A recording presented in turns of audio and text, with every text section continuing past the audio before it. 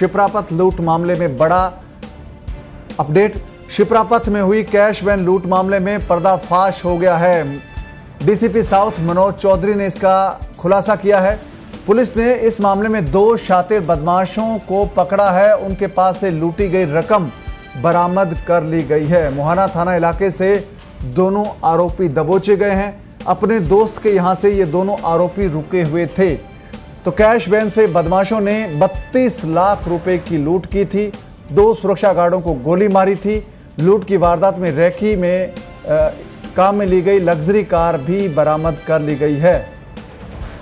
तो जयपुर पुलिस को बड़ी कामयाबी हाथ लगी है। डीसीपी साउथ मनोज चौधरी ने इसकी जानकारी दी है कि इस मामले में 2 शातिर बदमाशों को गिरफ्तार कर लिया गया है और लूटी गई रकम भी बरामद कर ली गई है। और हमारे साथ फोन लाइन पर जुड़े हैं हमारे सहयोगी ललित तिवारी। तो ललित, जयपुर पुलिस के लिए बड़ी कामयाबी, दूसरे ही दिन पूरे पैसे के साथ बदमाश पकड़े गए। जी बिल्कुल पवन, मैं आपको बताना चाहूंगा कि जिस तरह से ये वारदात हुई उससे कहीं ना कहीं लोगों के मन में एक जो खौफ और डर पैदा हुआ था उसको पुलिस ने दूर करने का थोड़ा हल्का प्रयास किया है। हालांकि मुरलीपुरा में भी जो पुलिस का काम का तरीका है उससे ऐसा लग रहा है कि वहां भी जल्दी खुलासा हो सकता है।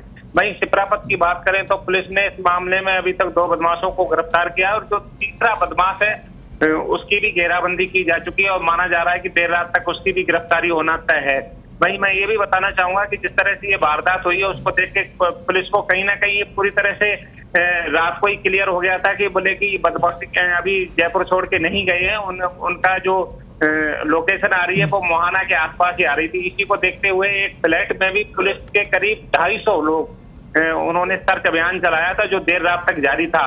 और ये उसी का परिणाम कहेंगे कि पुलिस को इतनी अच्छी सफलता मिली है। हालांकि पुलिस का मानना है कि जब तक तीसरा आरोपी गिरफ्तार नहीं हो जाता तब तक ये एक तरह से अधूरा ही मामला कह जाएगा। हालांकि उनका ये भी कहना है कि जिस तरह से घेराबंदी की जा रही है उससे देर रात तक उसकी भी गिरफ्तारी हो सकती है। जी तो ललित, ये जो पर्दाफाश हुआ है इसमें 2 लुटेरे पकड़े गए हैं, ये कहां पर मिले हैं? क्या ताजा इसमें पूरी डिटेल जानकारी है कि ये जो लोग पकड़े गए हैं ये कौन लोग हैं? किस तरीके से इन्होंने इस वारदात को पूरी तरह से प्लान किया, फिर इसको अंजाम दिया और फिर वो जयपुर में बैठे रहे? जी बिल्कुल, जिस तरह से ये वारदात हुई उससे एक बात तो पूरी तरह से स्पष्ट हो गई थी कि बदमाशों ने पूरी प्लानिंग के तहत ये काम किया था। उनको ये पूरी जानकारी थी कि किस तरह से ये गार्ड वगैरह और जो कैश वैन है ये कितने बजे आती है, कितने बजे जाती है। इसके साथ ही उसकी हर मूवमेंट की उनके पास पूरी जानकारी थी। इसके बाद उनको ये भी उनकी योजना थी कि इस वारदात करने के बाद उनको किस जगह जाना है, वहां से किस तरह से बाइक को।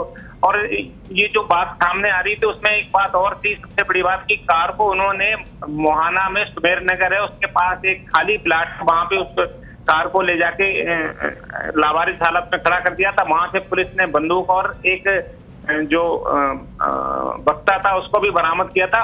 और जो पुलिस को लोकेशन मिली थी उसमें जो सीसीटीवी फुटेज मिले थे वहां से जो उसमें साफ तौर पे नजर आया था कि एक आरोपी ऑटो से गया था जबकि 2 आरोपी बाइक से गए थे। तो पुलिस ने आज दिन भर, पुलिस की टीम रात भर से तो सर्च कर ही रही थी। इसके साथ ही पुलिस ने करीब 100 ऑटो वालों की सूची तैयार की थी। उनसे लगातार पूछताछ की जा रही थी क्योंकि जो ऑटो में बदमाश गए थे उसमें नंबर प्लेट नहीं थी। इसलिए पुलिस को और दिक्कत आ रही थी। पुलिस ने नए और पुराने ऑटो सबकी जांच की। पुलिस की 250 से 300 जवान इसी मामले में लगे हुए थे। यहाँ तक कि क्राइम ब्रांच की टीम को भी पुलिस ने पूरी ताकत से झोंक रखा था, जिससे ये जो वारदात हुई उसमें कहीं ना कहीं जो लोगों के मन में खौफ है तो पुलिस के प्रति लोगों में एक नाराजगी भी थी कि दिन दहाड़े इस तरह की जो लगातार वारदातें हो रही हैं उसको पुलिस ने कम करने का प्रयास किया है। जी ललित, ये जो गाड़ी वारदात में काम में ली गई थी, क्या उसके बारे में पता चला है कि गाड़ी कहां से चोरी हुई, किसकी गाड़ी है? और हालांकि जिस तरह से उसमें चेसिस नंबर वगैरह उसमें इरेज किए गए थे उससे पुलिस को हालांकि अभी तक जानकारी पुलिस जुटाने में लगी हुई है। और उनका कहना था कि अभी इसको खुलासा ज्यादा नहीं कर सकते। माना जा रहा है कि ये गाड़ी भी चोरी की मानी जा रही है। जी तो ललित, एक और वारदात हुई थी मुरलीपुरा में, क्या पुलिस उस मामले में भी कुछ आगे बढ़ी है? क्या कोई सुराग लगे हैं पुलिस के हाथ?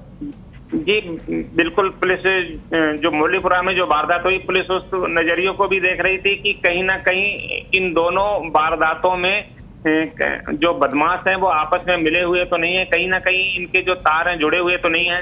हालांकि अभी तक इस तरह की कोई बात सामने नहीं आ रही थी, लेकिन मुरलीपुरा की बात की जाए तो पुलिस ने आसपास लगे सीसीटीवी कैमरों को खंगाला। हालांकि रात को जो स्कूटी और स्कॉर्पियो गाड़ी थी और मोबाइल था, आरोपी की जो ज्वेलर्स का मोबाइल ले गए थे, उसको पुलिस ने बरामद कर लिया था। सफेदा फार्म हाउस है विश्वकर्मा थाना इलाके में, वहां लावारिस हालात में छोड़ के बदमाश चले गए थे। पुलिस ने को कई जगह सीसीटीवी फुटेज मिले हैं, हालांकि कई जगह फोटो धुंधली आई है, कई जगह ठीक भी आई है, लेकिन पुलिस का कहना है कि जितनी भी चीजें मिली हैं उससे पुलिस को कहीं ना कहीं फायदा हो रहा है। उम्मीद की जा रही है कि मुरलीपुरा वाले बदमाश भी पुलिस के शिकंजे में होंगे। जी तो ललित, जिस तरह से ये लोग मुहाना इलाके में थे, थाना इलाके में, शहर से बाहर नहीं जा पाए, तो ऐसा जो दूसरा मामला है मुरलीपुरा वाला, उसमें भी हो सकता है कि जो अपराधी है, बदमाश है, वो भी जयपुर शहर से बाहर नहीं निकल पाए हों? जी, जिस तरह से वारदात वाली वारदात हुई, उस मामले में भी अगर पुलिस की बात माने तो पूरी प्लानिंग के साथ बदमाश आए थे। उनको पता था कि किस तरह से वारदात को अंजाम देना है, इसके बाद किस तरह से भागना है। तो माना जा रहा है कि जो दिल्ली रोड है उस तरफ वो बदमाश भागे हैं। हालांकि मुरलीपुरा वाले बदमाशों के लिए कहा जा रहा है कि वो काफी दूर तक चले गए होंगे। हालांकि पुलिस की जो नाकाबंदी है जगह जगह जारी थी, टोल प्लाजा भी लगातार चेकिंग शुरू कर दी गई थी। तो पुलिस की जो मेन पावर है पूरी इसी में लगा रखी थी। कमिश्नर आनंद श्रीवास्तव खुद इस मामले की मॉनिटरिंग कर रहे थे और माना जा रहा है कि मुरलीपुरा में भी पुलिस को कुछ अहम सुराग मिले। हालांकि पुलिस ने इसको बताया नहीं है। उनका कहना है कि अगर थोड़ी बहुत जानकारी अभी हमारे पास आई है, उसके हिसाब से जो तकनीकी टीम है और पुलिस की टीम है आगे बढ़ रही है। उम्मीद की जा सकती है कि मुरलीपुरा मामला भी पटाक्षेप हो सकता है। जी